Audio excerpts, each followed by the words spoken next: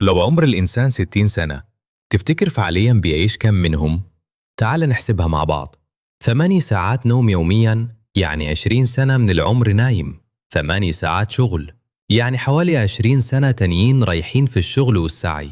وحوالي ساعتين يومياً أكل وشرب، يعني حوالي 5 سنين من حياتك راحت في الأكل بس. بص كده على الرقم الحقيقي اللي فاضلك. من ال60 سنة مفيش غير حوالي 15 سنة عمر تتحاسب عليه. وقبل ما نكمل، فيه 7 سنين تانيين أصلا ما يتحسبوش لأنهم قبل سن التكليف. طيب السؤال هنا، هل ال15 سنة دول مكفيين؟ هل أنت مستعد تقابل ربنا بالباقي ده؟ ولا لسه بتضيعهم على حاجات ملهاش معنى؟